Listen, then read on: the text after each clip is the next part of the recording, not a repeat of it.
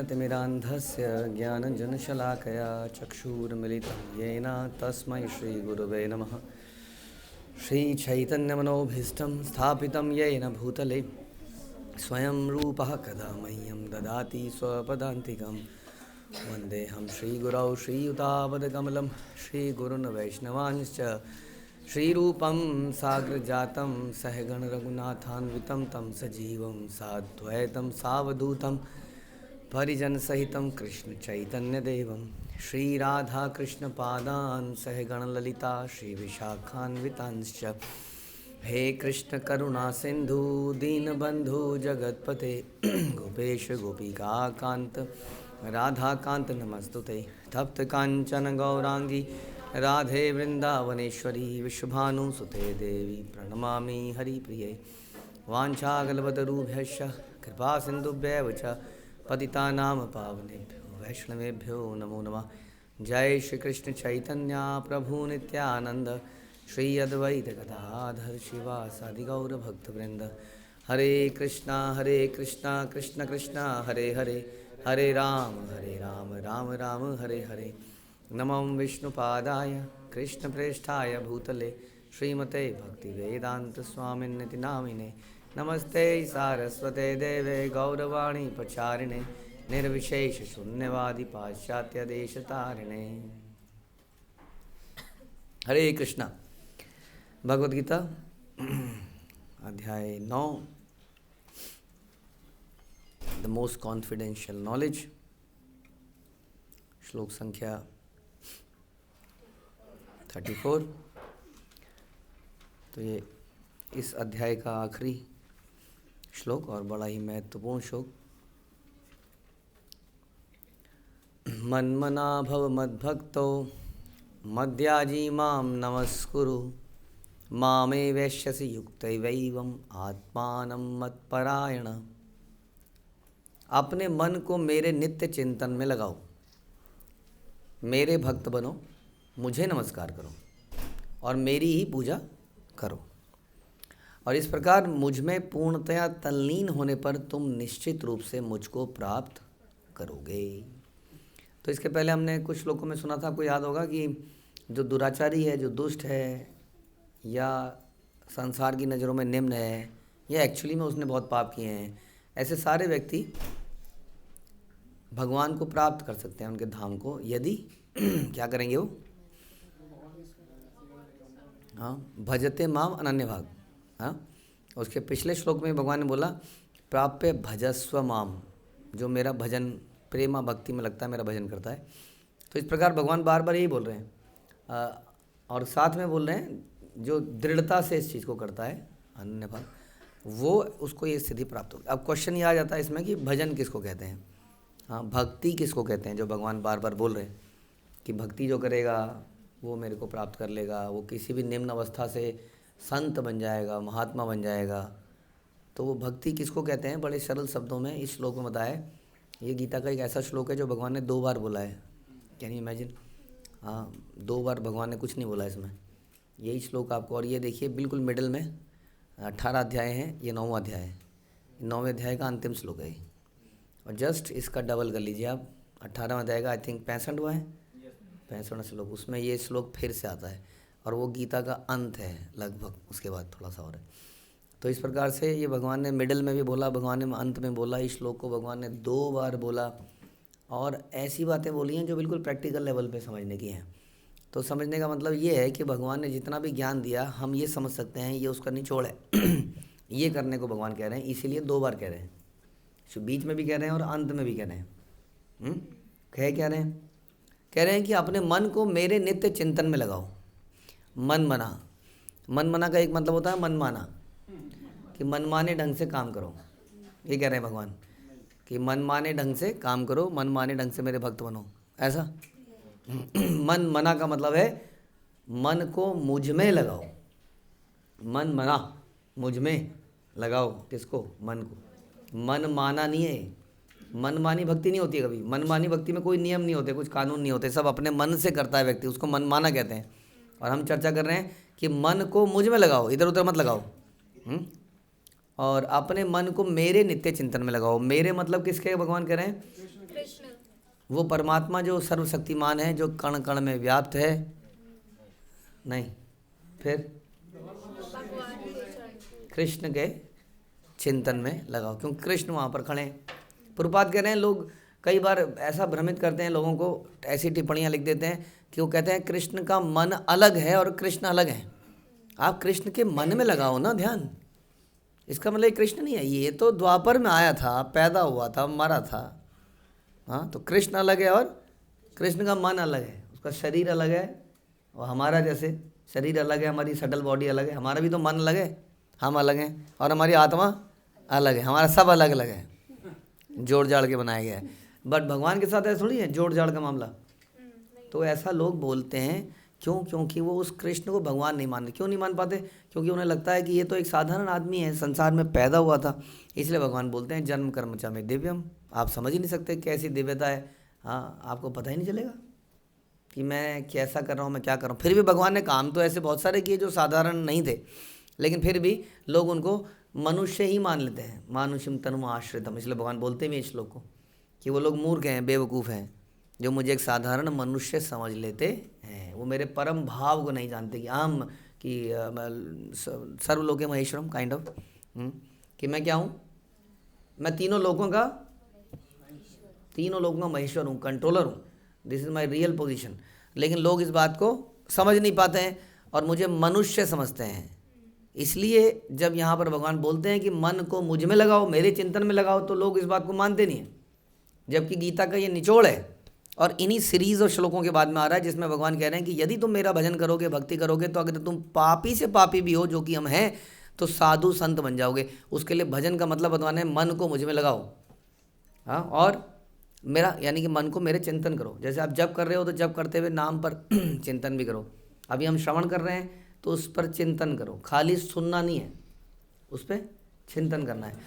मेरे भक्त बनो, मेरा भजन वही, मेरा भक्त बनो, मेरे फेवरेबल बनो, मेरे डिवोटेड बनो, मेरे लिए जियो।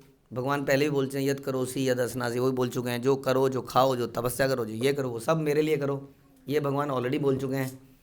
आगे क्या कहते हैं, और भी समझ नहीं आ रहा, थोड़ा और क्लियरली बताइए करना क्या है। तब बताते हैं मुझे नमस्कार करो। ये तो बहुत आसान काम है। नमस्कार तो हम हर चलते फिरते आदमी को कर ही देते हैं, इंडिया में खास तौर पे। नहीं, नमस्ते नमस्ते, हरे कृष्णा, हर कोई हरे कृष्णा करता है। कहीं पार्क में चले जाओ, सड़क में, हर कोई, ये कोई विदेश थोड़ी है कि एकदम से अनजान व्यक्ति की तरह निकल जाओ। अनजान व्यक्ति को भी आप बोलोगे हरे कृष्णा, वो पलट के हरे कृष्णा बोलेगा। कोई को राधे राधे बोलोगे तो राधे राधे। कई वो राम जी के लिए क्या बोलते हैं, राम राम राम राम राम राम भैया, राम राम राम राम, वो बोलेंगे। हाँ, तो कितना आसान है नमस्कार करना। हमसे आधे समय तो दूसरे लोग करवा लेते हैं, हम नहीं भी करते हैं। तो मुझे नमस्कार करो, हाउ इजी इट इज़। और मेरी पूजा करो, मेरी वर्शिप करो। तो इस प्रकार बड़ा सिंपल टर्म्स में भगवान बता रहे हैं, और इसको हमारे आचार्य और डिटेल में बता देते हैं नवधा भक्ति के माध्यम से। वो भी आसान ही काम है। क्या करो? श्रवण करो। अच्छा, श्रवण एक ऐसी चीज़ है जिसके लिए कुछ भी नहीं करना पड़ता आपको। जैसे अब मैं बोलूँ मुझे देखो, तो आँख खोलनी पड़ती है ना। अब आँख खुलती नहीं है, कई बार आँख कितनी भारी हो जाती है, नहीं हल्की सी है, लेकिन फिर भी खोलना मुश्किल हो जाता है उसको। हाँ, कान खोलने पड़ते हैं? नहीं, खुले ही रहते हैं, ऑप्शन ही नहीं है बंद करने का, हमेशा खुले। कितना आसान काम हो सकता है, देखना फिर भी मुश्किल है। तो देख के भी कई बार, जैसे कई ऐसे भी लोग हैं जो ऐसे देखते हैं, तो दूसरे को बोलना पड़ता है नहीं आपको नहीं देख रहा है, वो सोच रहा है, वो देख। तो देखने में, खुली आंखों में भी आदमी कहीं और देख रहा होता है। कान में भी ऐसे हो सकता है कि वो सुन रहा है, लेकिन इसलिए क्या बोला, मन को लगाओ। मन लग गया तब आप सुनोगे, मन लगेगा तब आप देख पाओगे, नहीं तो देखते हुए भी नहीं देखोगे और सुनते हुए भी नहीं सुनोगे। लेकिन फिर भी ये थोड़ा इजी है कि इसमें कुछ भी नहीं करना है, कान साफ रहना चाहिए, लेकिन आपका गंदगी नहीं होनी चाहिए उसमें। खोलने बंद करने का सिस्टम नहीं है इसका, कभी भी बैठ जाओ चालू है। तो इसलिए श्रवण, कीर्तन इत्यादि ये सारी नवधा भक्ति के प्रोसेस यदि हम करेंगे, किसके लिए करेंगे? भगवान के लिए, मेरे लिए। भगवान बार बार कह रहे हैं, मैं जो कृष्ण खड़े हैं अर्जुन के सामने, मन को मुझ में लगाओ। कोई कंफ्यूजन नहीं है। देखिए, मन मना भव मद भक्तो मद मद्याजी, यही बोल रहे हैं। इसमें भी मेरी पूजा करो, मत याजी, माम नमस्कुरु, बिल्कुल क्लियर करें। ऐसे करें कि नहीं, उस परमात्मा को करो जो सोर्स है, जो मेरा भी सोर्स है। ऐसा बोला भगवान ने कभी? बोलेगा मैं अहम सर्वस्व प्रभु, मैं सबका सोर्स हूँ, मेरा सोर्स कोई नहीं है। अनादि आदि गोविंदा, उनका कोई कारण नहीं है, वो सर्व कारण हैं। बड़ा क्लियर है शास्त्रों में, लेकिन पता नहीं क्या कन्फ्यूज़न है, क्योंकि वो किसी कृष्ण जैसे किसी व्यक्ति को शरणागति नहीं होना चाहते, उस शक्ति को, परमात्मा को। अब बताइए, अब कोई आप बोले कि शून्य में मन को लगाओ, फिर भी हम क्या सोचेंगे, हमारे दिमाग में शून्य की फिगर बन जाएगी, उसी पर ध्यान लगा पाएंगे हम? हाँ, नथिंग पर ध्यान लगाओ, ये बड़ा मुश्किल है। हाँ, मन को लगाओ, कैसे लगाएं? यहाँ पढ़ाई में मन नहीं लग रहा है, यहाँ नाम जप में मन नहीं लग रहा है, आप कह रहे हो उस चीज़ पे लगाओ जिसका कोई अस्तित्व ही नहीं है, और यहाँ इतने मोटे मोटे मन के हैं, और वो कह रहा है मन का फेर। अबे मन का फेरेगा कैसे तू? मन के वाले को तो फेर, फिर हम बोलेंगे तू मन का फेरेगा? नहीं। तो इस प्रकार मन जो है भगवान में लगाने के लिए क्या चाहिए आपको? बोलिए क्या चाहिए? एक विशेष रूप चाहिए। हाँ, वो रूप कैसा होना चाहिए? जैसे कि आपको हमने एक वो आता था बहुत पुराने ज़माने में, क्रूर सिंह, देखा आप लोगों ने? क्रूर सिंह। अब उसको एक बार देख लो, अब वो बोले मन को मुझ में लगाओ, तो कैसे लगाएं उसको मन में उसको? हाँ, मुश्किल कहाँ है? तो एक तो मन को लगाने के लिए एक रूप होना चाहिए, बट वो कैसा होना चाहिए? रूप हो वो सुंदर होना चाहिए। सुंदर बाला सचिदुल्ला, तो सुंदर होना चाहिए उसको। तो तब जाके मन लगेगा भगवान है। तो अपने मन को नित्य चिंतन में लगाओ, इसके लिए भगवान का अद्भुत रूप है। अब उस जीरो पे या उस सर्वव्यापी पे कैसे मन लगाएं, पता नहीं, हमें तो समझ नहीं आता जी। कैसे लगाया जाए? मेरे भक्त बनो, मुझे नमस्कार करो। अब नमस्कार भी, अब आप बोलो नमस्कार करो भगवान को, और कहाँ करें? मतलब वो तो सर्वत्र हैं, तो कैसे करें? मतलब ऐसे करते चलें? ऐसे करें? कैसे करें? घूमते रहें ऐसे कि तू जहाँ भी है, जहाँ भी है मतलब वो तो सब जगह, ऐसे क्यों बोल रहे हो जहाँ भी है? तो कैसे नमस्कार करें उसको? और अगर भगवान का विग्रह हो सामने तो कितना आसान है, नमस्कार कर लो, प्रणाम कर लो, जो मर्जी कर लो। लेकिन हम नहीं मानते इसको, हम नहीं मानेंगे, ये मूर्ति पूजा है, ये ढकोसला है। हाँ, आपको उससे पूछो आपके दादाजी जिंदा हैं? कहते नहीं, दादाजी कहाँ से जिंदा, मर गए। उसकी फ़ोटो वोटो है, हाँ, घर पे लगा रखी है, माला पहना रखी है। ये क्या मूर्ति पूजा नहीं है? तो इस प्रकार यहाँ पे बताया भगवान ने कि मन को मुझ में लगाओ, मेरे भक्त बनो, मुझे नमस्कार करो, मेरी पूजा करो, और इस प्रकार मुझ में पूर्णतया तल्लीन होने पर तुम निश्चित रूप से मुझे ही प्राप्त करोगे, कोई डाउट ही नहीं है। क्योंकि भगवान का ही सिस्टम है बनाया हुआ सारा। यमराज किसके इशारे से चलते हैं? भगवान। यमदूत और विष्णुदूत सब भगवान के इशारे चलते हैं। तो भगवान पहले कुछ रिलीज़ करते होंगे, इसको वहाँ जाएं, या भगवान के पार्षद कर लेते हैं। तो जब वो देखेंगे कि ये व्यक्ति भगवान में ही लीन है, उन्हीं के भक्त है, उनकी पूजा करता है, तो उसको सीधा उन्हीं के घर तो ले जाएंगे, और कहाँ ले जाएंगे मरने के बाद? हमें नहीं पता जी कहाँ जाना है, ध्यान रखिए, आत्मा को पता नहीं होता है, उसको कोई रास्ता नहीं मालूम, वो तो बस परेशान सी खड़ी हो जाती होगी अगर वो 2 मिनट भी देर हो गए वो लोग कि कहाँ जाऊँ।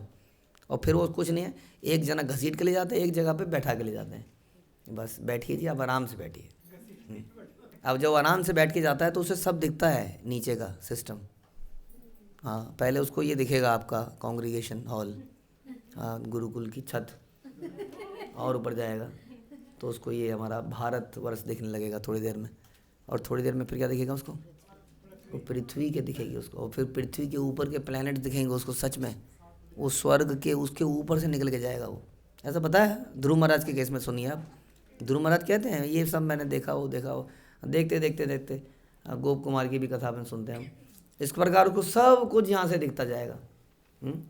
और फिर वो कारण सागर सोचिए, ओहो, अनंत सागर, और कारण सागर के ऊपर फिर वो ब्रह्म ज्योति, ओ सामने कुछ है, उजाला है।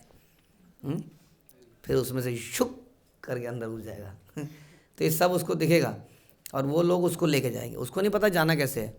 वो इस पूरे प्रोसेस में आराम से बैठा, दूसरा बेचारा उसको घसीट के ले जा रहे हैं, रास्ते में उसको कुत्ते काट रहे हैं ज़ोर से, और उसके नीचे जो है गरम रेत है, उसमें वो जल रहा है, भुन रहा है, बीच में जो कांटे हैं उससे फट जा रहा है, फिर कुत्ते फाड़ ले रहे हैं, फिर खड़ा करके आया, ये तो रास्ता ही है।